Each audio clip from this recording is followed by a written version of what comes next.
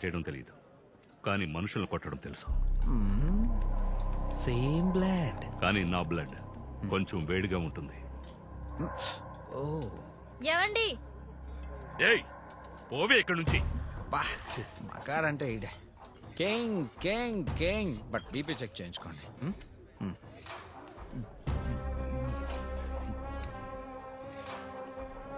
Don't worry brother. Steel body, kilo ఎంత ఉంటుందో. చాంగ్ చా చా చాంగ్. ఇంకో రౌండ్ వేస్తావా? మందు మగువ రెండు వెరీ డేంజర్.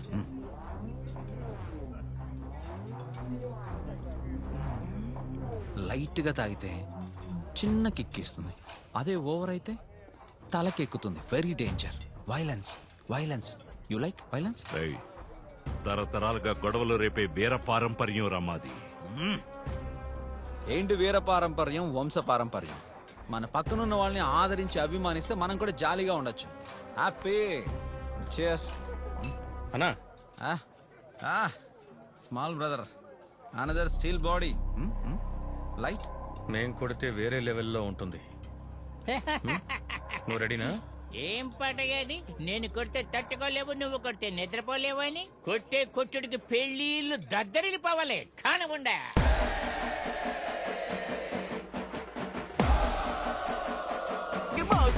ఎందుకు gap?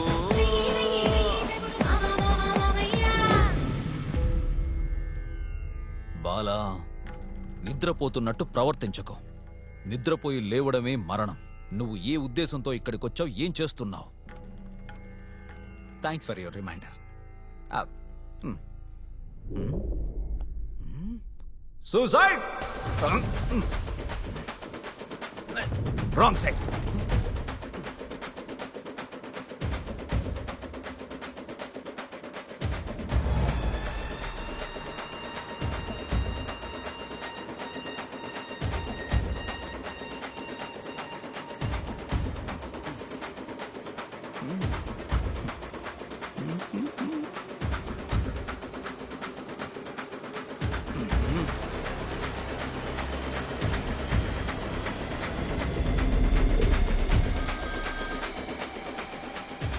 Call me never. I'm in suicide process.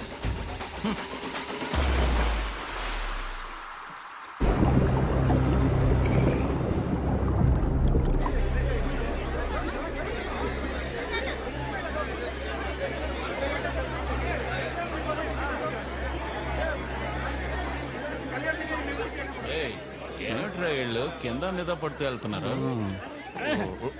ఏంటే అల్లుళ్ళు, మీరందరూ ఫ్రెండ్సే కదా? మీతో వచ్చిన ఓ ఫ్రెండ్ ఏట్లో దూకి సూసైడ్ చేసుకోబోతున్నాడు. మీరు కొంచెం కూడా ఫీల్ అవ్వకుండా జాలీగా మందు కొడుతున్నారు.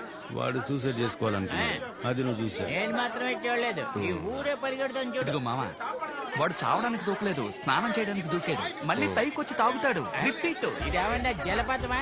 తాగి స్నానం చేయడానికి, స్నానం చేసి తాగడానికి? ఓయ్ మామా, వాడికి ఈదడం తెలుసులే. ఏ తెలిస్తే ఏట్లో సుడిగుండలో చిక్కుకున్నాడే అనుకో, ప్రాణాలే పోతాయి.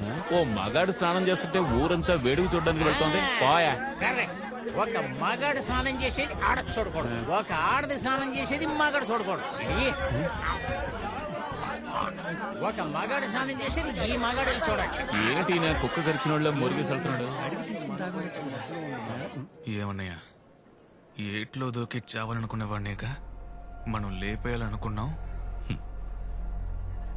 రే, వాడు మన చేతుల్లో చావాల్సిన వాడురా.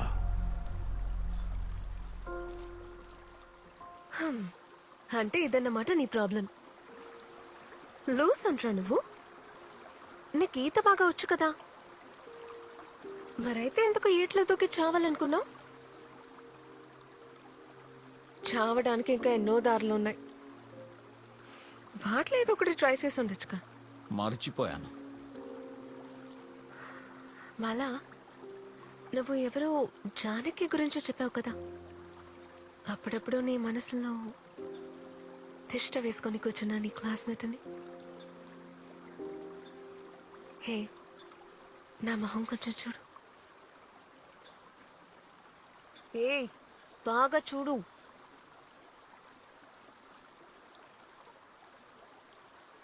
చూడు ప్లీజ్.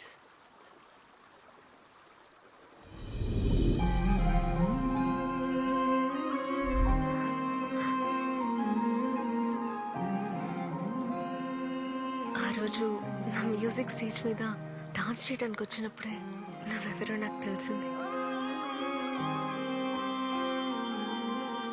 నేనెవరో నీకు చెప్పడానికి ట్రై చేశాను, కానీ అప్పుడేమో ఆ కిటికీ పక్కన ఒంటరిగా నుంచున్న ఆ అమాయక పిల్ల నేనేనని గుర్తొస్తుంది. మనసులో ఉన్నదంతా చెప్పుకోలేక తప్పించిపోయిన ఆ జానకి. అవన్నీ రాసి నీకు ఇవ్వాలనుకున్న ఒక బుక్ని ఒక పోకిరి కుర్రాడు లాక్కెళ్ళిపోయాడు. నువ్వు ఆటోగ్రాఫ్ బుక్లో రాసింది నాకు ఇప్పటికీ జ్ఞాపకం ఉంది.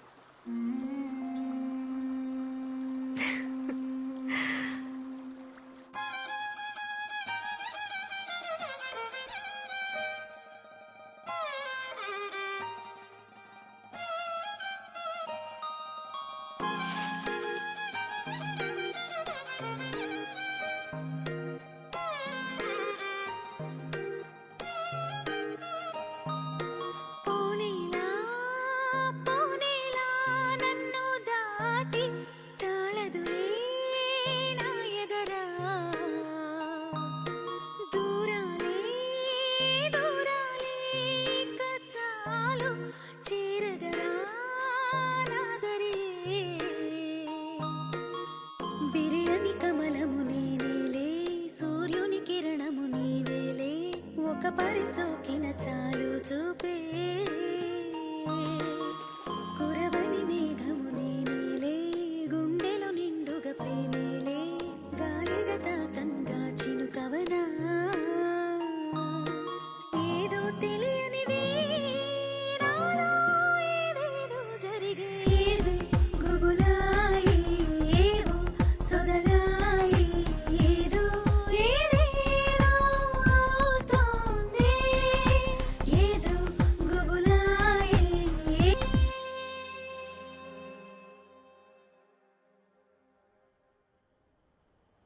రే, ఏ ఒక్క తేనెతీగ ఎటువంటి సిట్యువేషన్లోనూ సూసైడ్ చేసుకోదు, రైట్? అప్పట్లో నీతో ఉండలేకపోతున్నానని నేనే సూసైడ్ చేసుకోవాలనుకున్నాను. కానీ ఇప్పుడు సూసైడ్ చేసుకోబోయినా నీతో నేనున్నాను. ఏం జీవితం రా ఇది. అదంతా సరే, ఇప్పుడు నీ కామిని ఎక్కడా? స్కూల్లో చదువుకునేటప్పుడు హృదయాన్ని ఇచ్చింది. ఆ తర్వాత ఓ వెళ్ళిపోయింది. సూపర్, తిక్క కుదిరిందిరా. కలిసి సముద్రంలో దూకి ఆడుకోవడం ఏంటి, ఒకే కూల్ డ్రింక్ లో 2 స్ట్రాస్ వేసి తాగడం ఏంటి, ఒకే సైకిల్ మీద ఇద్దరు పోవడం ఏంటి, ఏమేం చేశారు. అమ్మయ్యా, ఇప్పుడే నాకు ప్రశాంతంగా ఉంది. ఇకపై నేను హ్యాపీగా సంతోషంగా పెళ్లి చేసుకుంటాను. కామిని, రే,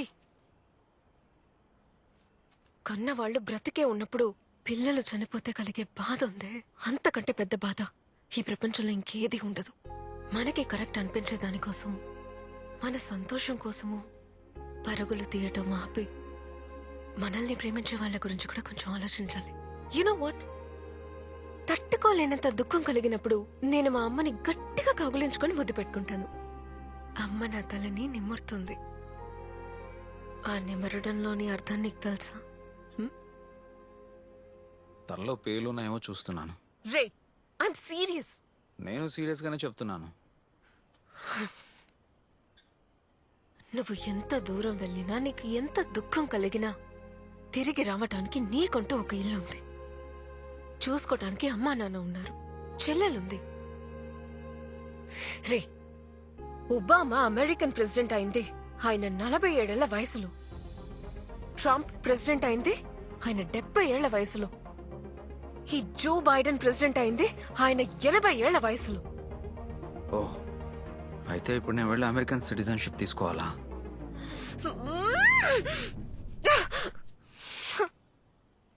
నువ్వన్న ఆ పోకిరి కుర్రాడు